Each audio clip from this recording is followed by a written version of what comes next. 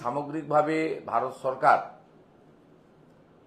যখন সিএ আইন এনেছিলেন, আফগানিস্তান, পাকিস্তান, বাংলাদেশ থেকে ধর্মীয় উৎপীড়নের কারণে চলে আসা হিন্দু, শিখ, খ্রিস্টান, জৈন, বুদ্ধিস্ট, পার্সি ইত্যাদিদের নাগরিকত্বের মর্যাদা দেওয়ার ক্ষেত্রেও এখানে জানেন গোটা ভারতবর্ষের মধ্যে প্রথম অশান্তির আগুন লেগেছিল পশ্চিমবঙ্গে, এবং সেটা লাগিয়েছিলেন মমতা বন্দ্যোপাধ্যায় এবং তার মন্ত্রী সিদ্দিকুল্লাহ চৌধুরী।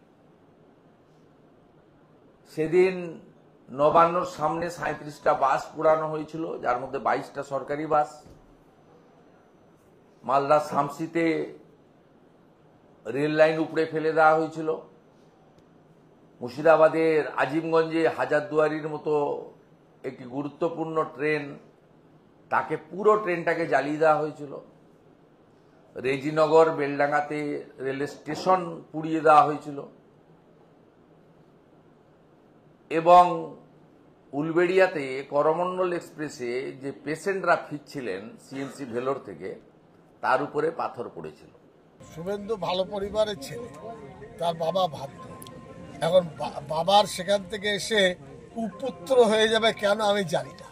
পাতে দেওয়ার মতন শুভেন্দু নেই।